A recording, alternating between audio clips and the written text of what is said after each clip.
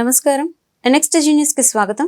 ఈనాటి వార్తా విశేషాలు. ఏపీలో కీలక పరిణామం చోటు చేసుకుంది. సెలవుపై వెళ్లాల్సిందిగా రాష్ట్ర ప్రభుత్వ ప్రధాన కార్యదర్శి జవహర్ రెడ్డిని సాధారణ పరిపాలన శాఖ ఆదేశించింది. దీంతో ఆయన సెలవు పెట్టి వెళ్లిపోయారు. ఈ నెలాఖరున ఆయన ఉద్యోగ విరమణ చేయనున్నారు. ఆర్థిక శాఖ ప్రత్యేక ప్రధాన కార్యదర్శి రావత్ కూడా సెలవుపై వెళ్లారు. అనారోగ్య కారణాలతో లీవ్ పెట్టినట్లు ఆయన పేర్కొన్నారు. జవహర్ రెడ్డి సెలవుపై వెళ్లిన నేపథ్యంలో కొత్త సీఎస్ నియమించే అవకాశం ఉంది. మరోవైపు ఇప్పటికీ రాజీనామా చేయని ప్రభుత్వ సలహాదారును తక్షణమే తొలగించాల్సిందిగా ఆదేశాలను జారీ చేశారు. అదేవిధంగా త్వరలో మరిన్ని కీలక నిర్ణయాలు వెలువడే అవకాశం ఉంది. రాష్ట్రంలో టీచర్ల బదిలీలపై ఎన్నికల కోడ్కు ముందు ఇచ్చిన ఉత్తర్వును నిలిపివేశారు. ఎలాంటి బదిలీలు చేపట్టవద్దని డీఈఓలను ఆదేశించారు. ఈ మేరకు పాఠశాల విద్యా కమిషనర్ ఎస్ సురేష్ కుమార్ ఉత్తర్వులు జారీ చేశారు. ఎన్నికలకు ముందు మొత్తం 1800 మంది టీచర్లను బదిలీ చేయాలని గత ప్రభుత్వం ఉత్తర్వులు ఇచ్చింది. సీఎం పేషీలోని కొందరు అధికారులు ఒత్తిడితో పైరవీలు సిఫార్సులు జరిగాయని ఆరోపణలు వచ్చిన నేపథ్యంలో తాజాగా ఈ నిర్ణయం తీసుకున్నారు. మంగళగిరి ఎమ్మెల్యేగా గెలిచిన టీడీపీ జాతీయ ప్రధాన కార్యదర్శి నారా లోకేష్ కు గురువారం పలువురు నేతలు అభినందించారు.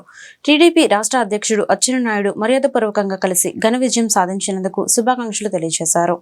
లోకేష్ కూడా అచ్చెన్నాయుడుని అభినందించారు. రాష్ట్ర వ్యాప్తంగా విజయం సాధించిన ఎమ్మెల్యేలు, ఎంపీలు, పార్టీ ముఖ్య నాయకులు యువనేతకు శుభాకాంక్షలు తెలిపారు.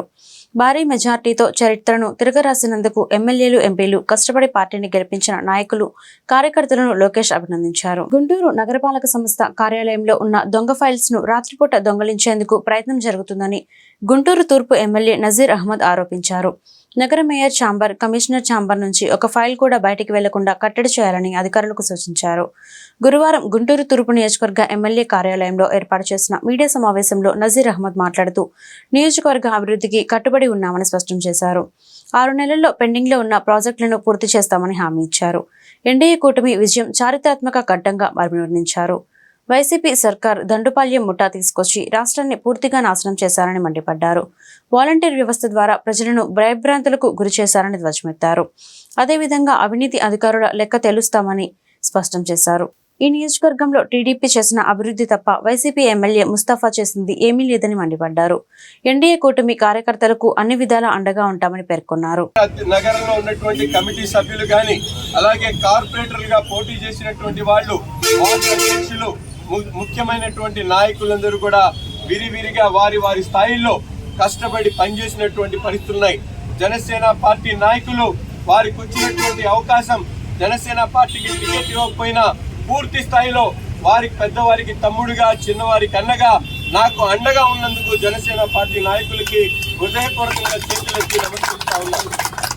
ఈరోజు పవన్ కళ్యాణ్ గారి నాయకత్వం, చంద్రబాబు నాయుడు గారి అవసరం ఈ రోజు రాష్ట్రానికి ఉందనేటువంటి విషయాన్ని గ్రహించినందుకు గుంటూరు తూర్పు నియోజకవర్గానికి రాబోయేటువంటి రోజుల్లో ప్రతి ఒక్క పెండింగ్ ప్రాజెక్ట్ ని కూడా దాదాపు 6 నెలలు 7 నెలల లోపల దాని మీద పూర్తిగా అవగాహన చేసుకొని అధికార పక్షం గతంలో చేసినటువంటి తప్పులన్నింటినీ కూడా సరిదిద్దేటువంటి కార్యక్రమంతో పాటు ఇప్పుడే ఒక వార్త విన్నాం.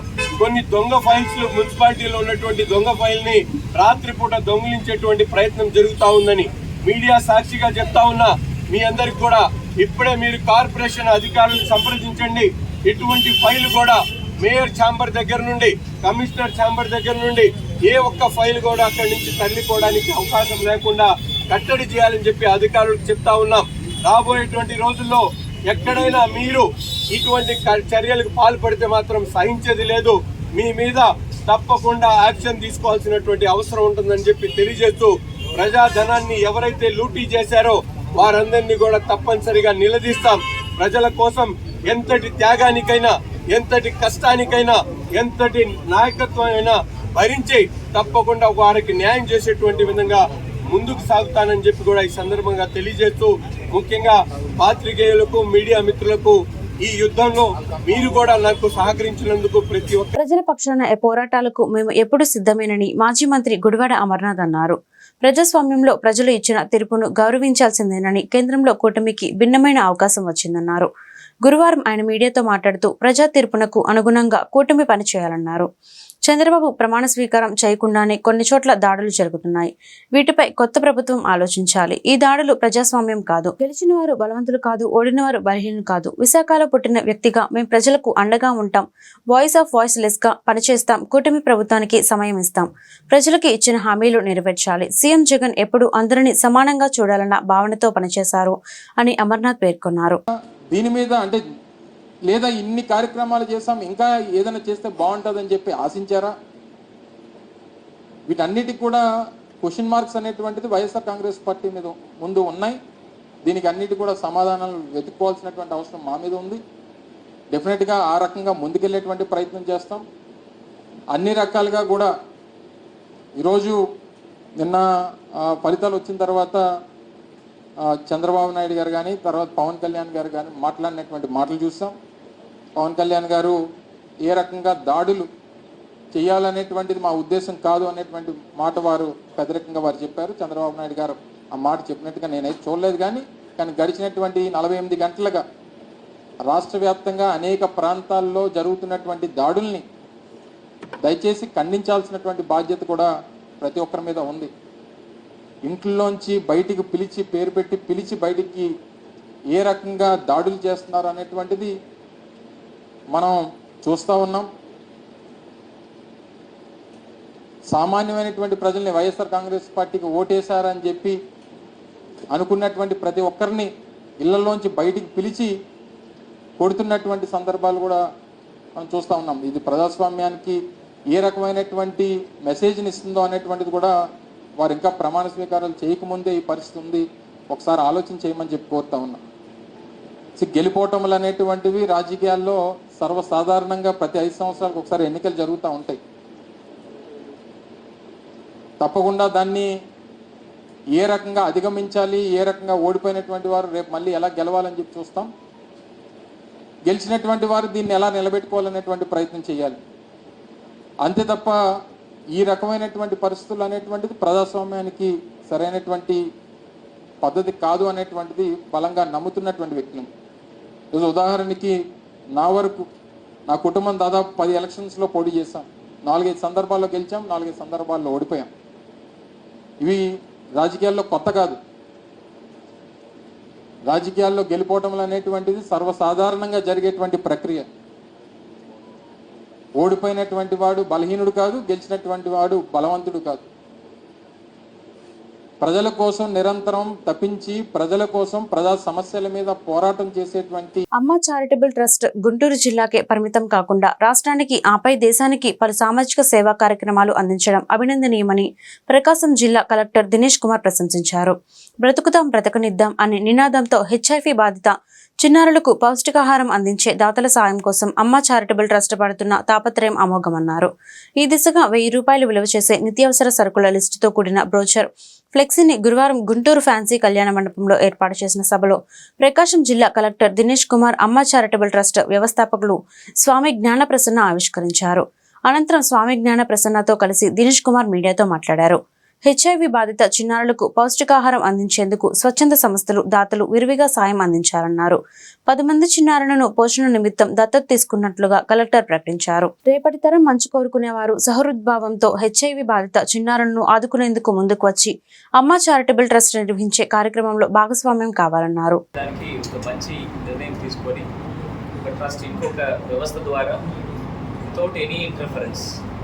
వాళ్ళకి డైరెక్ట్గా ఈ పోషకాహారాలు అందించేసి ఈ ఏఆర్టీ ఈ యాంటీ రెట్రోవైరల్ థెరపీలో ఎవరెవరు ఉన్నారో ఎస్పెషల్లీ పిల్లలందరికీ కూడా చేయాలని నిర్ణయం తీసుకొని ఇనిషియేట్ చేసిన చాలా సంతోషం. అమ్మా చారిటబుల్ ట్రస్ట్కు ప్లస్ నాతో ఈ అనుబంధము లాస్ట్ కోవిడ్ టైంలో గుంటూరు జిల్లాలో ఉంటున్నప్పుడు జరిగింది. వాళ్ళు చేసిన సేవలన్నీ కూడా చూసుకొని వాళ్ళు అనుబంధంతో చాలా సేవలు ఈ కోవిడ్ అప్పుడు చేయడం జరిగింది. సో అప్పటి నుండి ఈ హెచ్ఐవి పిల్లలకి హెచ్ఐవి ఇన్ఫెక్టెడ్ పర్సన్స్ అదర్ వాళ్ళ పేరెంట్స్కి కూడా పౌష్టికాహారాలు వాళ్ళు ఎంతవరకు చేయగలుగుతారో అంతవరకు వాళ్ళు ఎవ్రీ ఇయర్ చేయడం జరిగింది. ఆ స్ఫూర్తి తీసుకొని ఒంగోలు అంటే ప్రకాశం జిల్లాలో కూడా ఒంగోలులో కూడా ఈ కార్యక్రమం లాస్ట్ ఇయర్ నిర్వహించడం జరిగింది. సో ఇది ఓన్లీ ఫర్ గుంటూరు కానీ ఆ ఒంగోలుతో ఆగకుండా ఎంటైర్ రాష్ట్ర వ్యాప్తంగా దేశవ్యాప్తంగా ఈ కార్యక్రమం ప్రతి ఒక్కరికి కూడా ఒక స్ఫూర్తిగా ఉండాలని కోసం నేను స్వయంగా రావడం జరిగింది. బాబా గారు అండ్ వాళ్ళు వాలంటీర్స్ అందరూ కూడా వాళ్ళు సేవలు చేసిన విధానము, వాళ్ళకు ఉండిన వాళ్ళు ఇచ్చిన ఇన్స్పిరేషన్స్ మనందరికీ తెలిసినదే. ఖచ్చితంగా నమ్మకంతో దాతలు కూడా ఎక్కువ సంఖ్యలో ముందుకు రావాలి. ఖచ్చితంగా పిల్లలకి కావాల్సిన పౌష్టికాహారం స్పాన్సర్ చేయడం చాలా చాలా అవశ్యము. ఇప్పుడు బాబా గారు చెప్పినట్టు ఒక పిల్లలకి ₹1 for 1 month it's not at all big expenditure. ఖచ్చితంగా ప్రతి ఒక్కరు ఇది ఓన్లీ డొనేషన్ చేయాలంటే only rich and well to do members మాత్రమే ఇది చేయాలని ఏమీ లేదు. ఇది నార్మల్గా ఉంటున్న వ్యవస్థలో ఉంటున్న ఒక మిడిల్ క్లాస్ పర్సన్స్ కూడా ఒక పర్సన్కి ఒక 1 year చేయాలంటే ఇట్స్ ఓన్లీ $12,000. సో నేను కూడా ఈ కార్యక్రమంకి వచ్చిన విషయాలు నేను నా ఫ్యామిలీతో మాట్లాడి నేను and my wife or going to sponsor at least 5 kids each. Next 1 year at least 5 10 మందికి ఈ సహాయం నాతో పాటు నా ద్వారా నా భార్య ద్వారా చేయాలని ఒక నిర్ణయం చేయడం జరిగింది. ఇది ఇక్కడతో ఆగకుండా ఇంకా ఎక్కువ సంఖ్యలో ప్రతి ఒక్కరు కూడా ముందుకు వచ్చేసి ఇలాంటి ఒక మంచి విషయం చేయాలని మీ అందరూ. కాన్సెప్ట్ గురించి ముందు నేనే మీకు వివరిస్తాను. తర్వాత గౌరవ కలెక్టర్ గారు మాట్లాడి దీనికి సంబంధించిన బోర్డు ఇంగ్లీష్ అండ్ తెలుగు కరపత్రాలని అటు లెక్చర్ ద్వారా ఇటు పాంప్లెట్స్ ద్వారా వారు ప్రారంభిస్తారు. దాదాపుగా 1993 నుంచి 86లో ఫస్ట్ కేసు నోటీస్ అయ్యడం నుంచి దాదాపు 97 నుంచి బాగా విస్తృతమైన HIV లేదా ఎయిడ్స్ మనం ఇంటూనే ఉన్నాము. అయితే ఒకప్పుడు పెద్దవాళ్ళకు ఉండేది కాబట్టి లైఫ్ స్పాన్ ఎక్కువ తక్కువ ఎలాగున్నప్పుడు కూడా వాళ్ళంతటా వాళ్ళు కావాలని అక్రమ సంబంధాల ద్వారా ఏర్పరచుకున్నావు కాబట్టి వాళ్ళు పాపం చేశారు కనుక శిక్ష పడిందని దాని గురించి పెద్దగా ఎవరు పట్టించుకోలేదు, కన్సర్న్ లేదు. అలా అలా అలా ఏమైందంటే ఈరోజు భారతదేశంలోనే కోర్టులు కూడా అని చెప్పుకోవచ్చు. కారణం ఏంటంటే సుమారుగా రికార్డెడ్గా రాష్ట్రంలోనే 0 to 17 years చిల్డ్రన్ కొన్ని వేల మంది ఉన్నారు. రాష్ట్రంలో మన ఏపీ తీసుకున్నట్లయితే దాదాపు 45 ART సెంటర్లో కొన్ని వేల మంది పిల్లలు రిజిస్టర్ చేయించుకొని ప్రతి నెల మందులు పుచ్చుకుంటున్నారు. రిజిస్టర్ నేను 0 to 17 తర్వాత అడల్ట్ వెళ్తుంది. అక్కడ మళ్ళీ కొన్ని వేల మంది. వీళ్ళు కాకుండా రిజిస్టర్ కాని వాళ్ళు 1.2 లక్షల్లోనే ఉన్నారు. ఇక్కడ సమస్య ఏమైందంటే ఏ పాపం చేశారని ఇవాళ ఆ పిల్లలకి ఆ దెబ్బ రావాలి. ఇక నేను మీరు జాలి చూపిస్తారని లేదంటే పసిపిల్లలు కాబట్టి ఈజీగా కన్సర్న్ ఉంటుంది కాబట్టి ఇక్కడ వారికన్నా మనం ఆలోచించాల్సింది. భగవంతుడు ప్రభుత్వ రూపంలో వాళ్ళకి చాలా మంచి అవకాశం ఇచ్చారు పసిపిల్లలకి. ఏంటంటే నియర్లీ 6-7,000 ఖర్చు అయ్యే ఖరీదైన మందుల్ని ప్రతి నెల ఎంతో శ్రద్ధతో మేము కొన్ని సంవత్సరాలు దాదాపు 2 దశాబ్దాల పై నుంచి మేము చూస్తూనే ఉన్నాం. చాలా శ్రద్ధగా గవర్నమెంట్ హాస్పిటల్లో ఉన్న స్టాఫ్ కూడా కోపాన్ని కానీ చిరాకుని కానీ ప్రదర్శించకపోవడమే కాకుండా చాలా శ్రద్ధ తీసుకొని ఆ పేషెంట్స్ ని ట్రీట్ చేస్తూ ఉంటారు. ఎంత ఖరీదైన గుంటూరు డిఎస్ నగర్ గడ్డ తెలుగుదేశం అడ్డా అని మాజీ కార్పొరేటర్ టీడీపీ నాయకులు మాలకొండయ్య స్పష్టం చేశారు. టీడీపీకి ఓటు వేసేందుకు విదేశాల నుంచి యువత పెద్ద ఎత్తున గుంటూరుకు తరలివచ్చి తూర్పు నియోజకవర్గ ఎమ్మెల్యే అభ్యర్థి నజీర్ అహ్మద్ విజయానికి కృషి చేశారని తెలిపారు. నజీర్ అహ్మద్ ఆధ్వర్యంలో డిఎస్ నగర్ అన్ని విధాలుగా అభివృద్ధి సాధిస్తుందని ఆకాంక్షించారు. గుంటూరు ఏటుకోర్ రోడ్డు బృందావన్ అపార్ట్మెంట్స్ ప్రాంగణంలో ఎన్డీఏ కూటమి శ్రేణులు ఏర్పాటు చేసిన పెమ్మసాని చంద్రశేఖర్ నజీర్ అహ్మద్ విజయోత్సవ కేకును మాలకొండయ్య కట్ చేసి వారితో ఆనందం పంచుకున్నారు. ఈ మేరకు ఆయన మీడియాతో మాట్లాడుతూ పెమ్మసాని చంద్రశేఖర్ నజీర్ అహ్మద్ రికార్డు స్థాయిలో మెజార్టీ సాధించారని పేర్కొన్నారు. చంద్రబాబు పాలనలో ప్రజలందరూ సంతోషంగా ఉంటారన్నారు. ఈ కార్యక్రమంలో డిఎస్ నగర్ టీడీపీ నాయకులు పాల్గొన్నారు. అపార్ట్మెంట్ దగ్గర రాములవారి గుడి దగ్గర అమెరికాలో రష్యాలో ఫారెన్లో ఉన్న మా కుర్రోళ్ళు అందరూ కలిసి వాళ్ళు ఈ కార్యక్రమం పెట్టింది. వాళ్ళు లండన్లో ఉన్నారు మా పిల్లలందరూ కలిసి. ఆ పిల్లలందరూ ఉత్సాహం కోసం మన చంద్రబాబు నాయుడు గారు సీఎం అవుతున్నాడు. ఇక్కడ నజీర్ గారు ఎమ్మెల్యే గారు మన 32,000 ఇప్పుడు కనివిని వెరగని రీతిలో 32,000 మెజార్టీతో మన నజీర్ అహ్మద్ గారు గెలిచారు. కనుక మన లండన్ నుంచి అమెరికా ఉండే వాళ్ళ కుర్రోళ్ళు అందరూ సంతోషం కోసం ఇక్కడ బృందావన అపార్ట్మెంట్ దగ్గర డిఎస్ నగర్ యూత్ తరఫున మన బెమ్మసాని గారు అత్యధిక మెజార్టీతో 3,50,000 మెజార్టీతో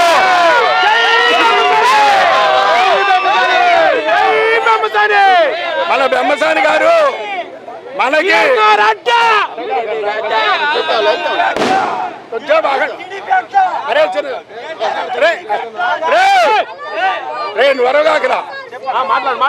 మనము 3,50,000 తోటి మన బెమ్మసాని గారు అత్యధిక మెజార్టీతో గెలిచినందుకు మనకంతా సంతోషంతో డిఎస్ నగర్ యూత్ తరఫున మరియు వ్యాపారస్తులు కాటన్ వ్యాపారస్తులు ముఠా మేస్త్రులు మరి మన మహిళా మనులు మరి కూడా మొన్న ఎలక్షన్ అప్పుడు మన కుర్రోళ్ళు మన మహిళలు ఒక్క 223 బూతులు 525 మెజార్టీతో వచ్చింది. కనుక మా అందరి 525 మెజార్టీ ఒక బూతులో వచ్చింది. వాళ్ళందరూ ఏమన్నారంటే ఇక్కడి నుంచి కరిగిరి వెళ్తున్నారు, మీరు ఓటేస్తారా లేదని కొంతమంది మాట్లాడారు. దానికి సపోర్ట్గా మా కుర్రాళ్ళంతా కసితోటి ఈ కార్యక్రమం పెట్టాము. ఎప్పుడైనా సరే డిఎస్ నగర్ అంటే తెలుగుదేశం అడ్డా.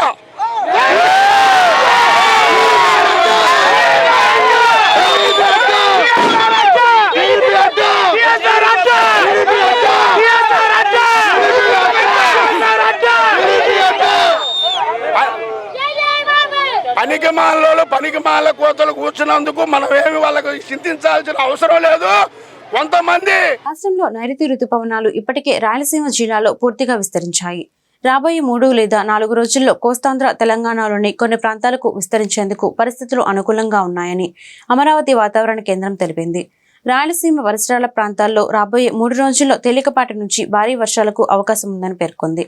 గురువారం అల్లూరి సీతారామరాజు, బాపట్ల, ఏలూరు, కాకినాడ, కృష్ణా, పార్వతీపురం, మన్యం జిల్లాలో భారీ వర్షాలు, మిగిలిన జిల్లాలో తేలికపాటి నుంచి ఓ మోస్తారు వర్షాలు కురుస్తాయని అంచనా వేస్తోంది. వర్షాలతో పాటు పిడుగులు పడే అవకాశం ఉందని ప్రజలు అప్రమత్తంగా ఉండాలని విపత్తుల నిర్వహణ సంస్థ పేర్కొంది. మంగళవారం ఉదయం నుంచి బుధవారం ఉదయం వరకు అత్యధికంగా తిరుపతి జిల్లా తడలో 88.2 మిల్లీమీటర్ల వర్షపాతం నమోదైంది. ఎన్నికల్లో ప్రజలు వైసీపీకి తగిన బుద్ధి చెప్పారని బీజేపీ ఎమ్మెల్యే ఆదినారాయణ రెడ్డి విమర్శించారు. విజయవాడలో నిర్వహించిన మీడియా సమావేశంలో ఆయన మాట్లాడారు. ఓటమితో జగన్ రాజకీయ జీవితంపై తీవ్ర ప్రభావం పడింది. కేసుల భయం ఆయనలో స్పష్టంగా కనిపిస్తోంది. అతి త్వరలోనే వైకాపాకు జగన్ భాజపాకు సరెండర్ చేస్తారు. వారంలోనే పులివెందులలో కూడా వైకాపా ఉనికి కోల్పోయే పరిస్థితి వస్తుంది. వివేక హత్య కేసును త్వరగా తేల్చి దోషులకు శిక్ష పడేలా చేస్తాం. ఢిల్లీ మద్యం కేసులో భారతి ప్రమేయం పైన విచారణ చేయిస్తాం అని ఆదినారాయణ రెడ్డి తెలిపారు. అసలు ఈ 11 మంది అంటే తనుగాక 10 మంది 4 ఎంపీలు తనకు వారం రోజుల లోపలనే ఉండే పరిస్థితి లేదు. అంటే ఒక వారం లోపలనే పులివెందుల్లో కూడా వైఎస్ఆర్ పార్టీ వీక్ అవుతుంది. మాకు బీజేపీ పార్టీకి సరెండర్ చేస్తాడు. దాసోహం గోవింద వచ్చిన దరిద్రుని మా వాళ్ళు పక్కన పెడతారు. ఆ నామరూపాలు లేకుండా చేయాల. భారత రాజ్యాంగం పక్కన పెట్టినాడు. భారతీయ రాజ్యాంగం మన మా వాళ్ళు కడపలో అడిగినారు సార్ ఇంకా ఏమన్నా కేసు పరంగా మీరు ఏం చేస్తారని. వాడు 8వ ముద్దాయిని వాడు హైకోర్టులో బెయిల్ చేసుకున్నాడు. సుప్రీంకోర్టులో కేసు మూవ్ చేసి ఆ బెయిల్ కూడా రద్దు చేపిస్తారు. నేను పర్సనల్ గా నా మీద వ్యక్తిగతంగా కచ్చగట్టినారు. కుటుంబం ఇష్టం వచ్చినట్టు వాళ్ళు చంపి నా మీద పెట్టడం. కోడికత్తి కేసు మీరు చూసింటారు. అదే నువ్వు పిల్లకాయ శ్రీనివాస్ కూడా బెయిల్ వచ్చింది. కనీసం కేసులకు అటెండ్ కాడు, సిబిఐ కేసులకు అటెండ్ కాడు, ఈడీ కేసులకు అటెండ్ కాడు. ఎప్పుడు ఏదో ఒక పిటిషన్ వేయడం, తప్పించుకోవడం. మొత్తం అంతా అక్యూజ్డ్. కుటుంబం లిక్కర్ కేసులో కూడా ఇలా పాత్ర ఉంది. ఢిల్లీ లిక్కర్ కేసులో భారతి గారికి ఢిల్లీ లిక్కర్ కేసు పాత్ర కవితతో పాటు ఉంది. ఆమె కవిత ఇక్కడ కవిత్వం నడిచింది. ఈ కవిత్వం అది కూడా బయటకు వస్తుంది ఇప్పుడు. విజయవాడలోని ఏపీ ఫైబర్ నెట్ ప్రధాన కార్యాలయం వద్ద పోలీసులు కట్టుదిట్టమైన భద్రత ఏర్పాటు చేశారు.